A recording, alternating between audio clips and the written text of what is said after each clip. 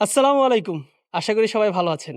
দেশের ৪৯৫টি উপজেলা ভ্রমণের অংশ হিসেবে আমি এখন আছি আমার ১২৬তম উপজেলা পটুয়াখালীর কলাপাড়ায়। তো চলেন শুরু করি। কলাপাড়া পটুয়াখালীর সর্বদক্ষিণের এক উপজেলা। স্থানীয়দের কাছে এটি খেপুপাড়া নামে পরিচিত। তবে কলাপাড়া হোক বা খেপুপাড়া, এই উপজেলা সারা দেশে পরিচিত সাগরকন্যা কুয়াকাটার জন্য। এটি দক্ষিণ এশিয়ার একমাত্র সৈকত যেখান থেকে একই সাথে সূর্যোদয় ও সূর্যাস্ত দেখা যায়। এছাড়াও এখানে রয়েছে দেশের তৃতীয় পায়রা সমুদ্র বন্দর। খেপুপাড়া রয়েছে এক সমৃদ্ধ ইতিহাস। প্রায় ৩৫০ বছর আগে এই অঞ্চলে রাখাইনরা বসবাস শুরু করে। খেপু ও কলাউ নামে রাখাইন দুই ভাই রাঙাবালি থেকে এখানে এসে জঙ্গল কেটে অঞ্চলটি মানুষের বসবাসের উপযোগী করে তোলে। উপজেলা শহরের মধ্য দিয়ে উত্তর দক্ষিণে একটি খাল প্রবাহিত হতো, যার পূর্ব পারে কলাউমগ ও পশ্চিম পারে খেপুমগ বাস করত। কলাউমগের নামানুসারে পূর্ব পারের বসতি কলাপাড়া এবং খেপুমগের নামানুসারে পশ্চিম পারের বসতির নাম হয় খেপুপাড়া। আজকের ভিডিওতে ঘুরে দেখব এই কলাপাড়া উপজেলার আনাচে কানাচে। ভিডিওটি ভালো লাগলে চ্যানেলটি সাবস্ক্রাইব করতে ভুলবেন না।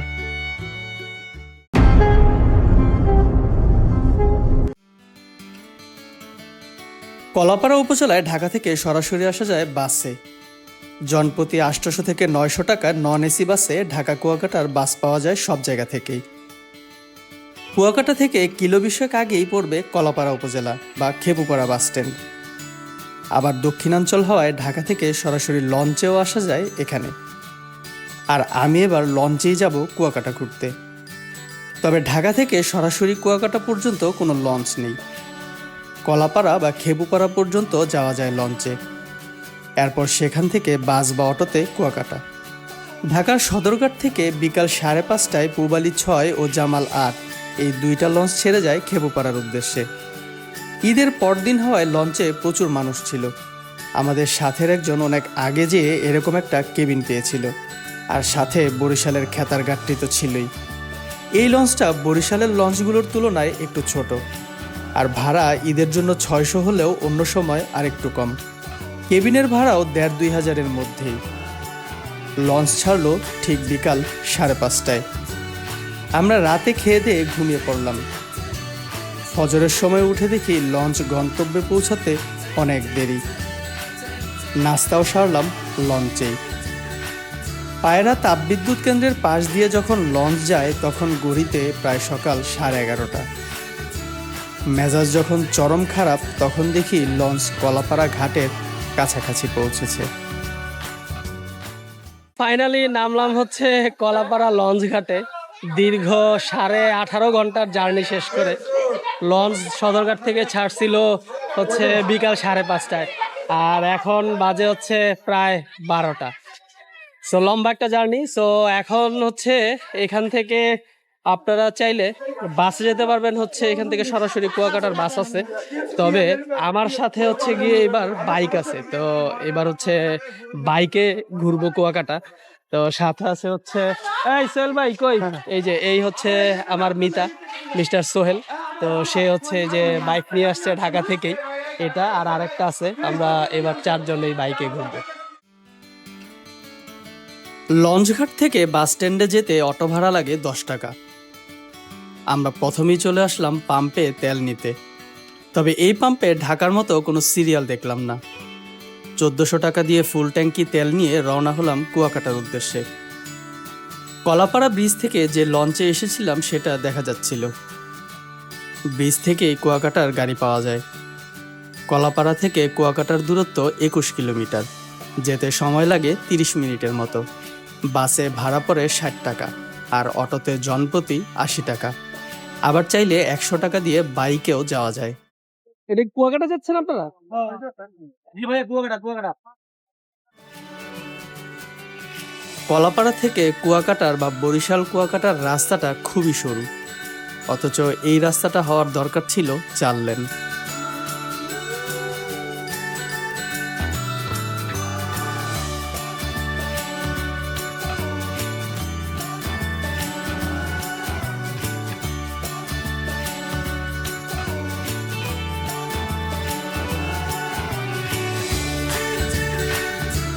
তো ফাইনালি চলে আসলাম হচ্ছে কুয়াকাটায়।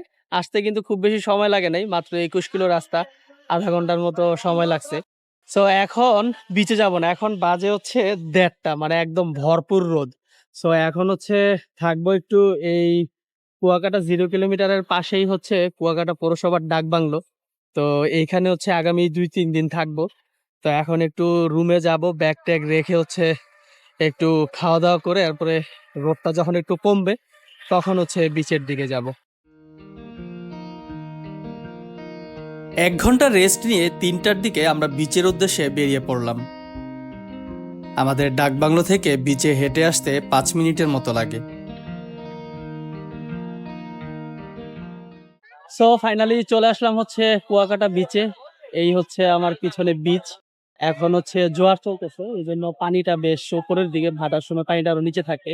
তো এখন যাব হচ্ছে গিয়ে আমরা সূর্যাস্ত দেখতে এই কুয়াকাটা বিচের পশ্চিম দিকের যে স্পট গুলো আছে ওই স্পট গুলোতে একটা অটো ভাড়া নিলাম। আরো অনেকে আমাদের সাথে অ্যাড হয়েছে, এখন অটো দিয়ে ফিরবো। আবার ফিশ ফ্রাই, লেবুরগঞ্জ, ঝিনুক বিচ, জাউবন, লাগাকো বিচ, লাগাকো জায়গায় নাই, ওই জায়গায় বর্তমান দোলনা পয়েন্ট আছে। কয় টাকা? কয় টাকা? আরো আছে তো, এই তিন নদীর মোহনা, সুন্দরবনের পূর্ব অংশ, সূর্য অস্ত, এই সবগুলাই এক একজন ১২০ টাকা। ১২০ টাকা পার পার্সন। Per person. কয়জন? যাওয়া আসা। আমরা ডাকবাংলো থেকে একটা ভ্যান নিয়ে বেরিয়ে পড়লাম কুয়াকাটার পশ্চিম দিকে ঘুরতে। সূর্যাস্ত দেখতে যেতে হয় পশ্চিম দিকে। অটোতে ৪০০ থেকে ৫০০ টাকার মধ্যেই ৫-৬ জন মিলে পশ্চিম দিকের সবগুলো সাইড দেখা যায়। মেইন বিচ থেকে ১-২ মিনিট পরেই কুয়াকাটার আসল সৌন্দর্য শুরু হয়। এটা কুয়াকাটা মেরিন ড্রাইভ রোড, যার একপাশে সমুদ্রের ঢেউ এসে আছড়ে পড়ে। তবে এটা কক্সবাজারের মতো এত দীর্ঘ না, মাত্র ৪ থেকে ৫ কিলোমিটার। প্রথমে চলে আসলাম হচ্ছে পশ্চিম দিকে। এইখানে হচ্ছে গিয়ে ব্লক পয়েন্ট বলে এটাকে। ব্লক দিয়ে এই জায়গাটা খুব সুন্দর করে বাঁধানো। আর এই জায়গাটা দেখেন, এই বিচে কিন্তু তেমন একটা মানুষ নেই, কিন্তু আমার পিছনে ওই যে দূরে যে সাইডটা, ওই সাইডটাতে কিন্তু হচ্ছে প্রচুর মানুষ। ওইটাই হচ্ছে কুয়াকাটা মেইন বিচ। আর আপনি যত এই দিকটাতে আসবেন, পশ্চিম দিক বা পূর্ব দিকে যত যাবেন, মানুষজন কিন্তু তত কমবে। সো এইদিকে মানুষজন কম, এই জন্য এদিক থেকেই ঘোরাঘুরি শুরু করলাম। এই জায়গাটা পুরোই অস্থির। ব্লক দেওয়ার কারণে সমুদ্রের ঢেউ এসে ব্লকে বাড়ি খাচ্ছিল। জোস একটা জায়গা। আর এই জায়গাটাতে মানুষজনও অনেক কম থাকে। সবাই থাকে মেইন বিচে অথবা চলে যায় একদম পশ্চিম দিকে। মেইন বিচ থেকে এখানে হেঁটে আসতে ৫ মিনিটের মতো সময় লাগে।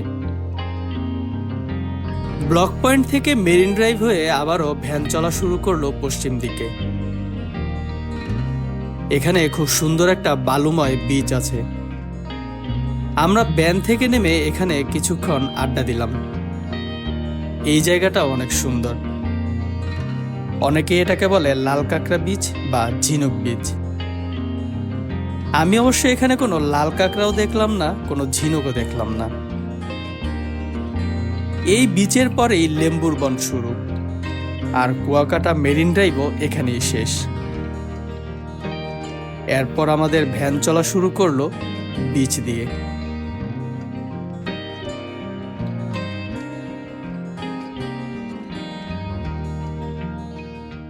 তো চলে আসলাম হচ্ছে এই কুয়াকাটার সবচেয়ে জনপ্রিয় একটা জায়গা, এটা হচ্ছে লেম্বুর বাগান।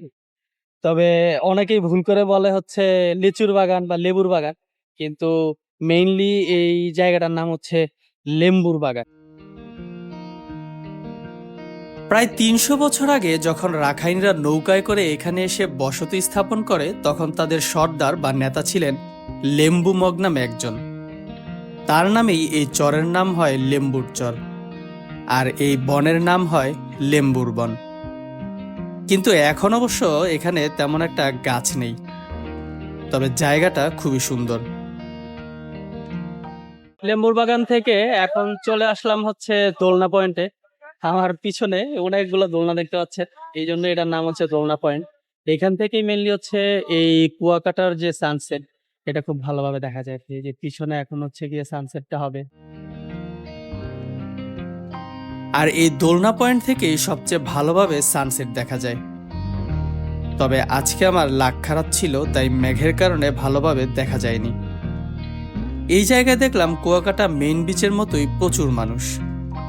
যারাই কুয়াকাটা আসে তারা এই জায়গায় অবশ্যই আসে সূর্যাস্ত দেখতে। দোলনা পয়েন্ট থেকে আরেকটু সামনে এগোলেই 3 নদীর মোহনা।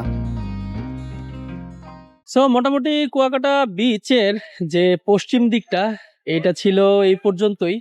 ঠিক পিছনেই হচ্ছে ফাতরার চট্টা, আর আমরা আসছি হচ্ছে এই দিক থেকে। তো এখন এই জায়গাটাতে একটু ঘোরাঘুরি করব, মাগরিবের আজান হবে একটু পরে, মাগরিবের নামাজ পড়বো, তারপরে হচ্ছে আবার কুয়াকাটা শহরের দিকে যাব। ওইখানে যে হচ্ছে খাওয়া দাওয়া করবো, রাতে একটু ঘোরাঘুরি করব।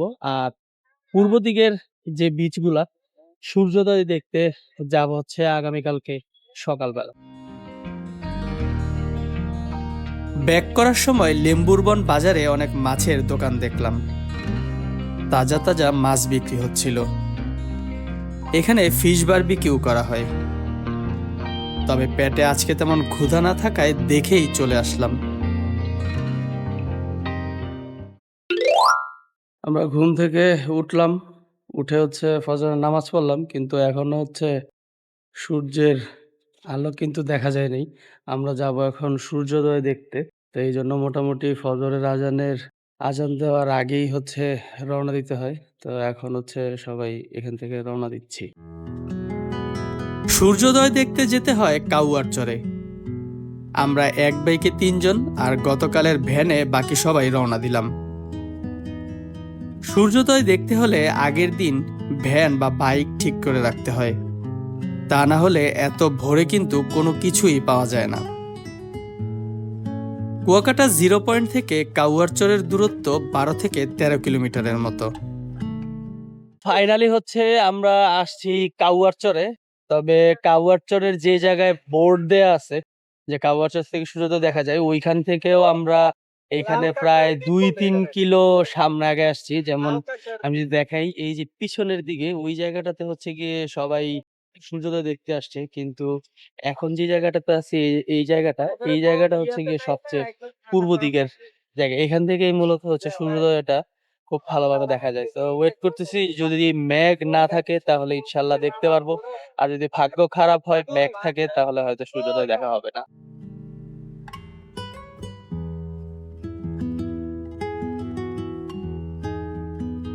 দূর থেকে ছোট একটা লাল বলের মতো দেখতে পেলাম, কিন্তু আফসোস আজকেও ভাগ্য খারাপ।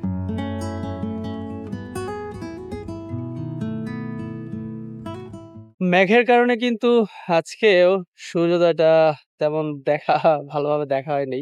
যখন সূর্যটা একদম পানি থেকে উঠে যে রিফ্লেকশনটা, ওইটা খুব ভালো দেখা যায় যদি মেঘ না থাকে। তা এখন হচ্ছে গিয়ে সূর্যটা ভালোভাবে দেখা যাচ্ছে, বড় হইছে।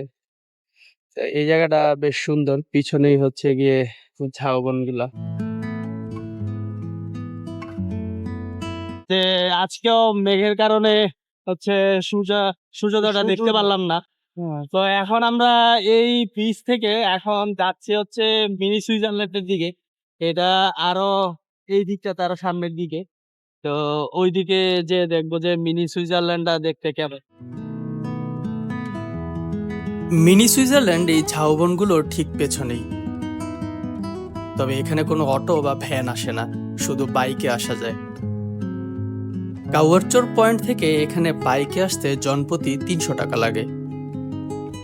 চলে আসলাম হচ্ছে মিনি সুইজারল্যান্ডে। এই যে পিছনে, এটারই নাকি মিনি সুইজারল্যান্ড বলে। আসলে এটা হচ্ছে পুরোটা একটা বিশাল ফাঁকা মাঠ, আর পাশে কিছু ঝাউবন আছে। আপনার যদি ড্রোন থাকে তাহলে ড্রোন ভিউতে হয়তো আপনি ভালো ভিউ পাবেন, কিন্তু আপনি যদি নর্মালি নিজের চোখ দিয়ে যদি দেখেন, তখন আসলে এটা একটা বিশাল, আমরা যেরকম দেখি হাওরের মধ্যে যখন পানি শুকায় যায় তখন যেরকম খালি ফাঁকা মাঠ থাকে অনেক দূর পর্যন্ত, এরকম একটা জায়গার মতো লাগতেছে আর কি। ভাই, কেমন লাগতেছে? আলহামদুলিল্লাহ ভাই, পরিবেশটা খুব সুন্দর। এই জায়গাটা তো বৈশা ভালো লাগতেছে, তাই না? হ্যাঁ, যে একটা বাতাস আসতেছে আর লুকসটা অনেক সুন্দর। দেখতে খারাপ না, দেখতে বেশ ভালোই, হ্যাঁ, তাই না? মনোমুগ্ধকর পরিবেশ। বিশাল বড় একটা জায়গা, আবার এই জায়গায় বেঞ্চ টেঞ্চ আছে, ঝাউবনের কারণে আবার ছায়াও আছে। তো শীতল বাতাস সমুদ্র থেকে আসতেছে। মোটামুটি একটা শান্তির জায়গা, একটা ঘুম দিতে পারলে মনে হয় ভালো হইতো। আজকে সকালবেলা ঘুম থেকে উঠছি না, ফজরের অনেক আগে। আগে, অনেক আগে এখানে আসার পর হচ্ছে ফজরের আজান মানে সময় শেষ হয়েছে।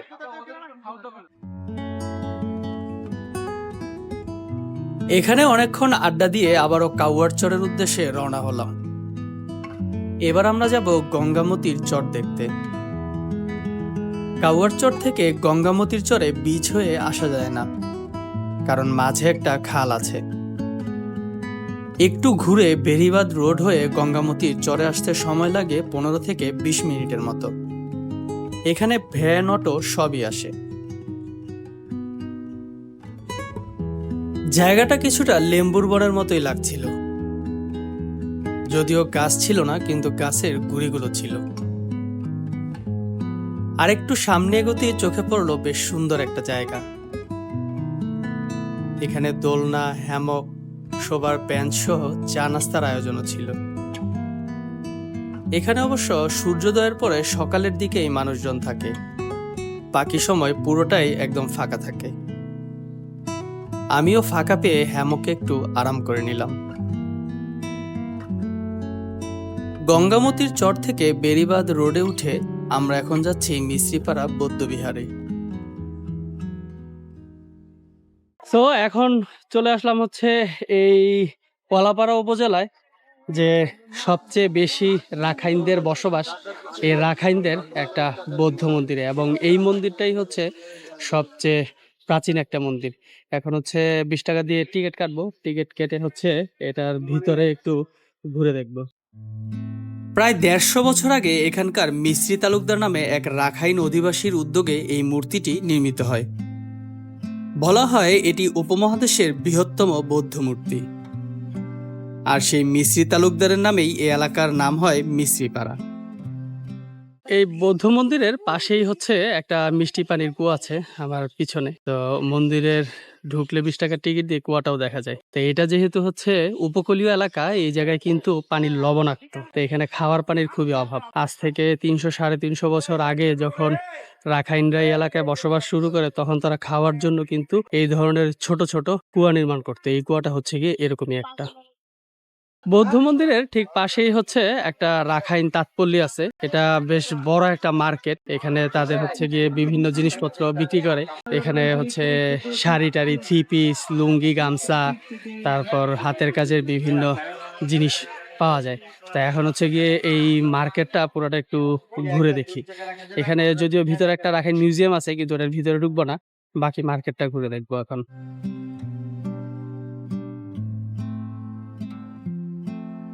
তাঁতপল্লির ভিতরে হচ্ছে গিয়ে একটা তাঁত ঘরও আছে। এখানে উনি হচ্ছে এই কাপড় চোপড় যে বানায়, এটা কিভাবে বানায় এখানে হচ্ছে দেখা যায়।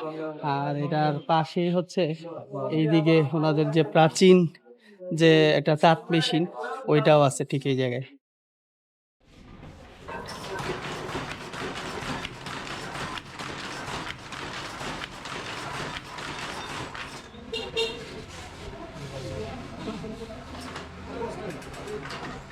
সো মোটামুটি এই ছিল আমাদের সকালবেলার হচ্ছে গিয়ে ঘোরাঘুরি।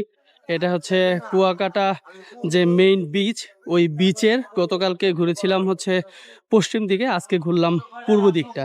তা এখন বেজে গেছে হচ্ছে 10টার মতো। এখন যাব কুয়াকাটা বিচের ওইদিকে যে হচ্ছে সকালবেলার নাস্তা করব। তারপরে হচ্ছে আরো কিছু জায়গা আছে এই কুয়াকাটা বিচের পাশে, ওই জায়গাগুলা ঘুরে দেখব।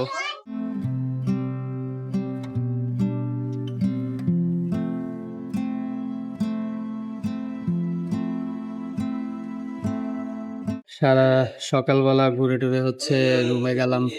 রুমে যে বেশ লম্বাটা ঘুম দিলাম, কারণ বেশ সকালবেলা ঘুম থেকে উঠছিলাম। তা এখন খাওয়া দাওয়া করতে আসছি হচ্ছে কুয়াকাটা ইনে।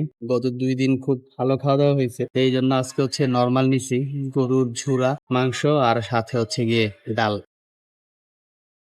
সো দুপুরে লাঞ্চ শেষ করে চলে আসলাম হচ্ছে কুয়াকাটার একটা প্রাচীন ঐতিহ্যবাহী নিদর্শন, একটা 200 বছরের প্রাচীন নৌকা দেখতে।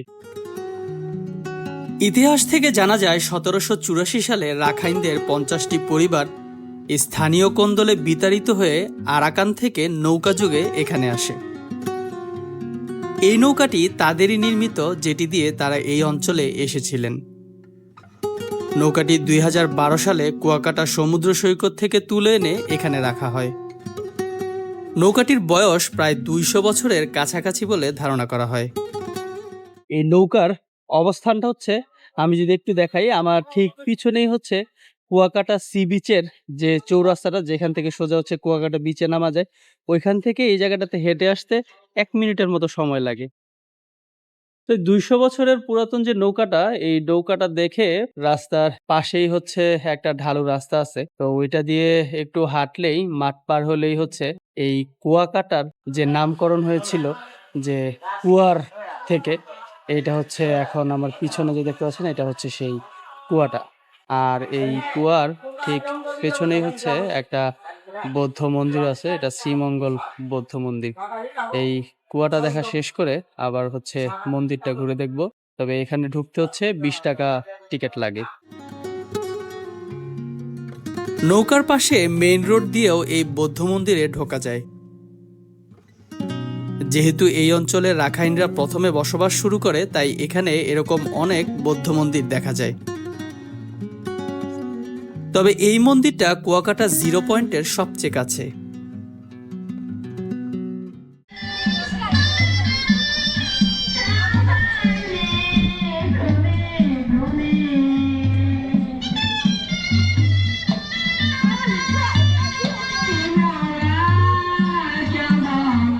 বিহারে ঢোকার পরে হচ্ছে দেখলাম যে সামনেই ওনাদের একটা ট্রেডিশনাল নাচ হচ্ছে। এখন এটা কি আসলে নাচ না ওনাদের পূজা, এটা আমি ঠিক শিওর না।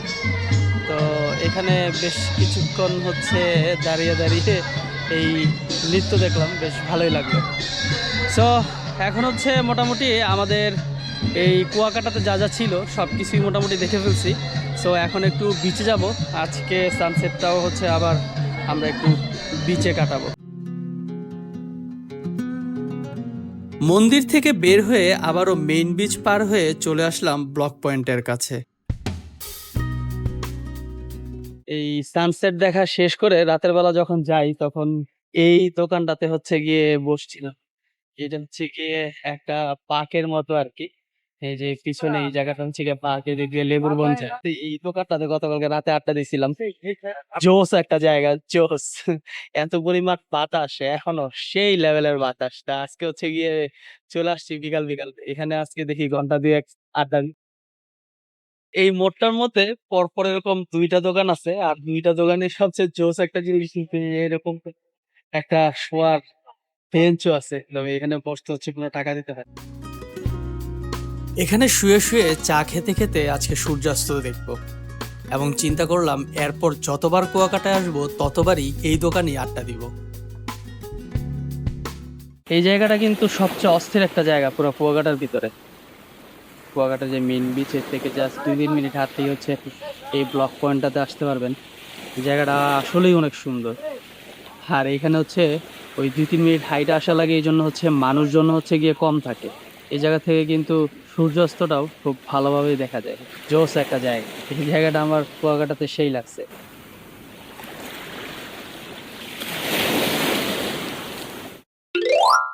গতকালকে রাতে খুবই ভালো একটা ঘুম হয়েছে।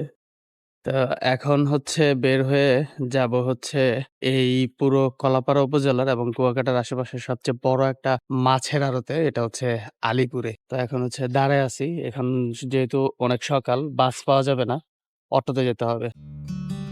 কুয়াকাটা 0 পয়েন্ট থেকে অটোতে আলীপুরের ভাড়া 20 টাকা, আর বাসে 10 টাকা। এই মহিপুর এবং আলীপুর এই দুইটা হচ্ছে এই পটুয়াখালীর মতো সবচেয়ে বড় মাছের আড়ত। এই যে পিছনে দেখতে পাচ্ছেন নদী, এই নদীর উপরে যে ব্রিজের 2 পাশে আমি এখন যেটাতে আছি এটা হচ্ছে মহিপুর, আর ঠিক ওই পাশে হচ্ছে আলীপুর। মহিপুর আলীপুর সবচেয়ে বড় মাছের আড়ত। এখানে সামুদ্রিক মাছগুলো এই যে ট্রলারগুলো, এই ট্রলারগুলো থেকে হচ্ছে আনা হয়। তারপর হচ্ছে খুব ভোরে একদম ফজরের আগে আগে হচ্ছে এগুলো এখানে নামিয়ে তারপরে এরকম বাছা হয়, যে এক এক ধরনের মাছ এক এক ভাবে বিক্রি হয়। তো এখন হচ্ছে ইলিশ মাছের সিজন না, এই জন্য ইলিশ মাছটা একটু কম। অন্যান্য মাছ যেমন চিংড়ি, লইট্টা এগুলো হচ্ছে গিয়ে বিক্রি হচ্ছে। তো এখানে কিছুক্ষণ একটু ঘুরে দেখলাম মাছ বাজারটা। এখানে পাইকারি হিসেবে যদি কেউ মাছ কিনতে চান তাহলে কমে পাওয়া যায়। এটা পোয়া পোয়া মাছ, এটা দাড়ি মাছ, এটা বৈরাগী মাছ, এটা লইট্টা। এখন যাব হচ্ছে এই কলাপাড়া উপজেলার আরেকটা জায়গায়, এটা হচ্ছে পানি জাদুঘর। মহিপুর বাজার থেকে পানি জাদুঘরের দূরত্ব 12 কিলোমিটারের মতো। বাসে ভাড়া লাগে 30 টাকা আর অটোতে আসতে ভাড়া পড়বে 50 টাকা। এখন আসছি হচ্ছে আজকে সর্বশেষ যে পয়েন্টটা, এটা হচ্ছে পানি জাদুঘর। সামনেই হচ্ছে পাখিমারা বাজার আর পাশেই হচ্ছে বরিশাল কুয়াকাটা যে হাইওয়ে, আমার ঠিক পিছনেই একদম হাইওয়ের পাশেই হচ্ছে পানি জাদুঘরটা। 20 টাকা দিয়ে টিকিট কেটে ঢুকলাম বাংলাদেশের একমাত্র পানি জাদুঘরে। এটি এশিয়ারও প্রথম পানি জাদুঘর।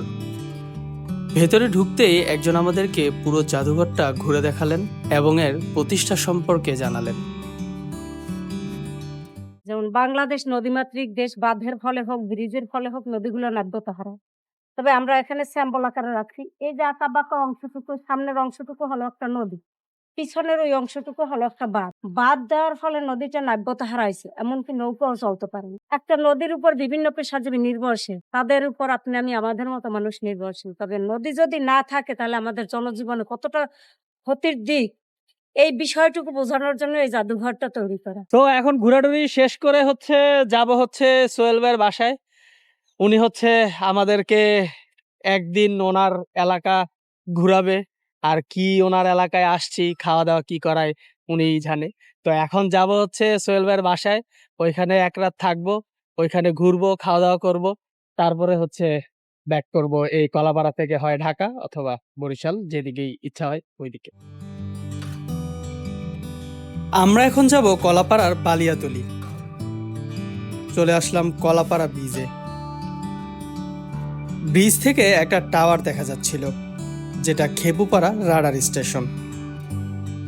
এটা দেশের 4টি রাডার স্টেশনের একটি। বালিয়াতলি ব্রিজ পার হয়ে আমরা যাব শনিবারিয়া বাজারের দিকে। এখানে রাস্তার পাশে দেখলাম তরমুজ আর বাঙ্গি বিক্রি হচ্ছিল।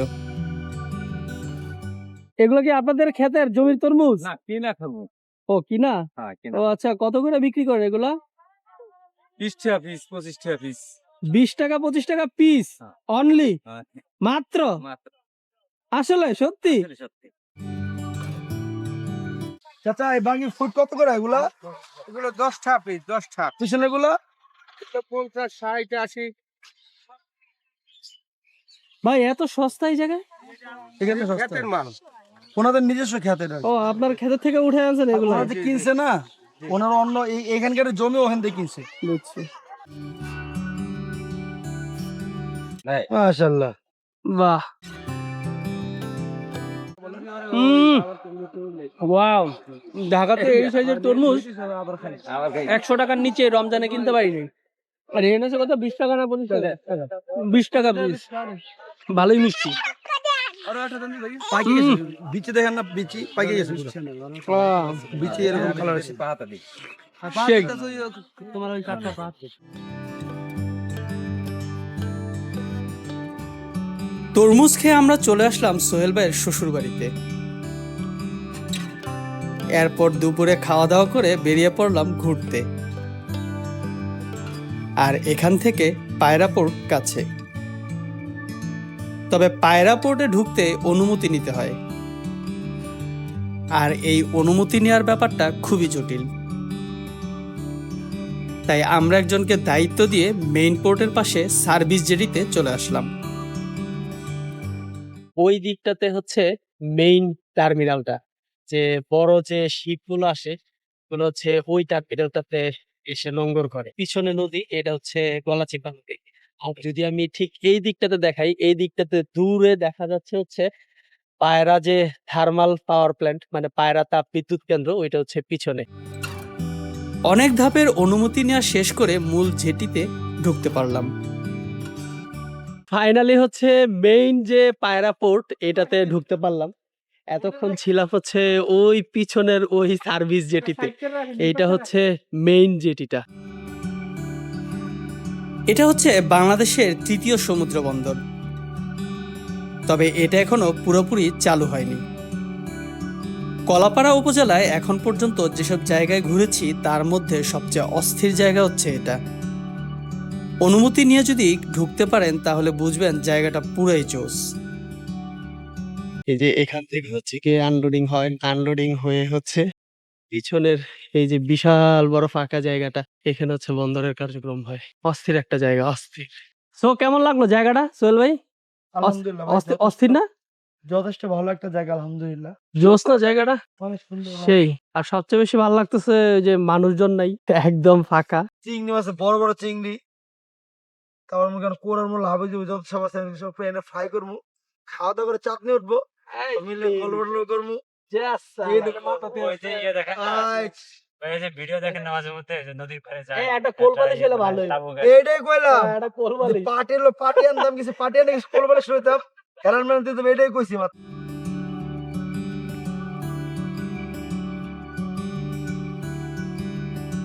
এত সুন্দর একটা জায়গায় কারোই উঠতে ইচ্ছে করছিল না, কিন্তু নামাজ পড়া হয়নি। আসরের সময়ও শেষ হয়ে যাচ্ছিল, তাই বের হয়ে পায়রা বন্দরের মসজিদে নামাজ পড়ে রওনা দিলাম কলাপাড়া বাজারের উদ্দেশ্যে। পটুয়াখালী জেলার সবচেয়ে জনপ্রিয় একটা মিষ্টি হচ্ছে জগার মিষ্টি, আর এই জগার মিষ্টির দোকান কলাপাড়া বাজারে। তো চলে আসলাম হচ্ছে জগার মিষ্টির দোকানে। কিন্তু ঈদের সময় এখানে প্রচুর রাশ, এই জন্য শুধু দুইটা মিষ্টি করা হয়েছে, একটা হচ্ছে রসমালাই আর আরেকটা হচ্ছে গিয়ে তাদের সেই বিখ্যাত রসগোল্লা। এইটা দিয়েই কিন্তু হচ্ছে এই জগবন্ধু বা জগার মিষ্টির দোকানটা হচ্ছে পপুলার হয়েছে এই পুরো পটুয়াখালীতে। জগার মিষ্টির দোকানে এসে হচ্ছে প্রথমেই খাইতে হবে রসগোল্লা। সোহেল ভাই, এটা একই মিষ্টি, জাস্ট খালি রোস্টটা ভিন্ন। সেই টাচ করে বানানো। জানাল ভাই, আপনি তো খাইছেন, কেমন লাগলো? খুব সুন্দর। অস্থির না? মিষ্টিটা?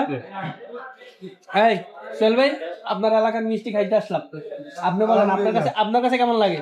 খুব ভালো লাগছে, আরো আসেন বেশি বেশি। তো সাথে হচ্ছে গিয়ে আবার একটু রসমালাই নিলাম। এটা বলে রসমালাই, পিস হিসেবে বিক্রি করে।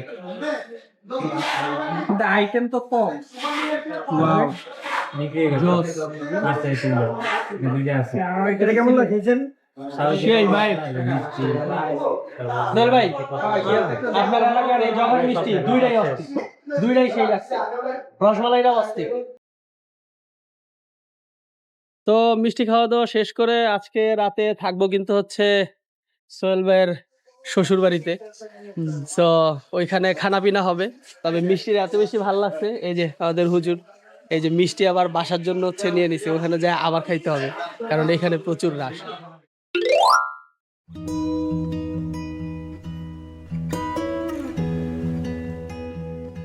আজকে ফজরের নামাজ পড়লাম ঘুম থেকে উঠে, এখন ব্যাক করার কথা ছিল, কিন্তু সোহেল ভাই নাস্তা না করায় হচ্ছে ব্যাক করতে দিবে না। এটা কি দেয়া যায় বলেন? আহ দেয়া সম্ভব? আর কত খাওয়াবেন? কালকে যা খাওয়াইলো ভাই, সেই খাওয়ানো খাওয়াইছে, কোনো ধরনের মাংস বাকি রাখে নাই। গরু, মুরগি, দেশি হাঁস, পিঠা, মিষ্টি, ডাব, কত কিছু খাইলাম, ফল টল বহুত কিছু খাওয়া হইলো আলহামদুলিল্লাহ। তো এখন নাস্তা না করে যেহেতু রওনা করতে দিবে না, তো চিন্তা করতেছি যে এই টাইমটার মধ্যে এখান থেকে 5-7 কিলো সামনে একটা জায়গা আছে, ওইটা একটু ঘুরে দেখে আসি। তো এখন হচ্ছে দুই ভাই মিলে ওই জায়গায় যাবা বাইক দিয়ে, বাকি দুইজন হচ্ছে যাবে না, ওরা ঘরে রেস্ট নিচ্ছে। শনিবারিয়া বাজার থেকে পালিয়াতলি চৌরাস্তা হয়ে প্রথমে তুলাতুলি বাজার, এরপর তুলাতুলি বাজার থেকে পশ্চিম দিকে। তবে এই রাস্তাটা ছিল একদমই বাজে। সো চলে আসলাম হচ্ছে আমি যে জায়গাটাতে আসতে চেয়েছিলাম, এটা হচ্ছে পক্ষিয়াপাড়া, আর আমার পিছনে যেটা এটা হচ্ছে একটা বৌদ্ধ জাদি। সো কলাপাড়া উপজেলাতে কিন্তু যে প্রথম মানুষের যে বসবাস শুরু হয়েছিল সেটা কিন্তু এই খেপু মগ এবং কালো মগ যে দুই ভাই তাদের মাধ্যমে। তো তারা ছিল কিন্তু বৌদ্ধ ধর্মাবলম্বী। সো ওই কারণেই হচ্ছে এইখানে এই বৌদ্ধদের যে স্থাপত্যগুলো এগুলো হচ্ছে এই কলাপাড়া উপজেলায় খুবই বেশি। তো এরকম বৌদ্ধ জাতি বা বৌদ্ধ বিহার কিন্তু কলাপাড়াতে অনেক আছে। সো এটাই ছিল আমার আজকের মতো হচ্ছে লাস্ট ঘোরাঘুরি। তো এখন এখান থেকে আবার যাব হচ্ছে সোহেল ভাইয়ের বাসায়। দেখি যে উনি আমাদের জন্য সকালবেলা আবার কি নাস্তা রেডি করছে। তো খাওয়া-দাওয়া শেষ করে হয়তো কলাপাড়া উপজেলার ভিডিও শেষ হবে।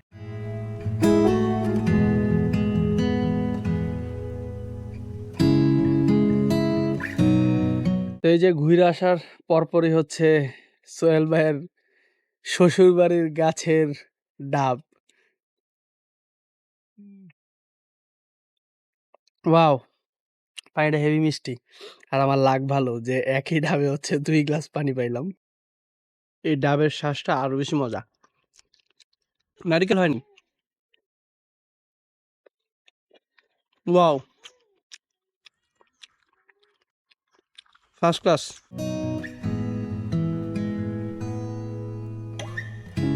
তো ফাইনালি খাওয়া-দাওয়া শেষ করলাম। বাজে হচ্ছে ১২টা। সোহেল ভাই এমন খাওয়ান খাওয়াইলো আমাদের। কি সানাউল ভাই? সেই লেভেলের খাওয়ান খাওয়াইলো না? একদম পুরাপুরি জামাই আদর। সো যদি কেউ নতুন বিয়ে শাদী করেন তাহলে বরিশাল অঞ্চলে করবেন। খাবার-দাবার সেই জামাই আদরও পাবেন সেই। সো আমরা এখন যাচ্ছি হচ্ছে কলাপাড়া বাস স্ট্যান্ডের দিকে। শনিবারিয়া বাজার থেকে বালিয়াতলি ব্রিজে উঠতেই দেখলাম ঢাকার লঞ্চ এসেছে বালিয়াতলি ঘাটে। সো চলে আসলাম হচ্ছে কলাপাড়া বাস স্ট্যান্ডের কাছে। পিছনে যে এটাই হচ্ছে কলাপাড়া ব্রিজ। আগে এই ফেরিটা পার হয়ে কুয়াকাটা যাইতে হইতো। আমার মনে আছে ২০১০ সালে ঢাকা থেকে টোটাল ১২টা ফেরি পার হয়ে হচ্ছে কুয়াকাটা গেছিলাম। তো তখন এখানেও ফেরি ছিল। তো এখন সবগুলো ব্রিজ হয়ে গেছে। আর এই জায়গাটা হচ্ছে কলাপাড়া বাস স্ট্যান্ডের পাশে একটা হেলিপ্যাড। জায়গাটা সুন্দর। তো এখন আমরা যাব হচ্ছে গিয়ে পায়রা যে তাপবিদ্যুৎ কেন্দ্র ওইটার দিকে একটু যাব। কলাপাড়া বাস স্ট্যান্ড থেকে পায়রা তাপবিদ্যুৎ কেন্দ্র মোটামুটি ১২-১৩ কিলোমিটারের মতো রাস্তা। তবে ভর দুপুর হওয়ায় প্রচন্ড রোদে আমাদের সাথের ২ জন ঢাকার উদ্দেশ্যে রওনা দিয়েছিল। আর আমি তাপবিদ্যুৎ কেন্দ্রের রাস্তা দিয়ে একটু ঘুরে আসলাম। রাস্তাটা খুবই সুন্দর, ৪ লেনের একটা রোড। সামনে একটা ব্রিজও হচ্ছে, যেটা দিয়ে পায়রা পোর্টের সাথে এই ৪ লেন যুক্ত হবে। তাপবিদ্যুৎ কেন্দ্রের ভেতরে হচ্ছে ঢুকতে পারি নাই, কারণ ওইখানে অনুমতি লাগে। তো ওইখানে ঢুকেও আসলে দেখার মতো কিছু নাই। ড্রোন থাকলে হয়তো বা ওই যে ৪টা চুলা আছে ওইটা দেখা যাইত। যেহেতু ড্রোন নাই তো আর কষ্ট করে এখন আর ভিতরেও ঢুকি নাই। সো এই পায়রা তাপবিদ্যুৎ কেন্দ্রের এই রাস্তা থেকেই হচ্ছে আমি আমার এই কলাপাড়া উপজেলার ভিডিওটা শেষ করতেছি। যারা এখনো আমার চ্যানেলটি সাবস্ক্রাইব করেন নাই, দয়া করে প্লিজ চ্যানেলটি সাবস্ক্রাইব করে দিবেন। সবাই ভালো থাকবেন। আসসালামু আলাইকুম।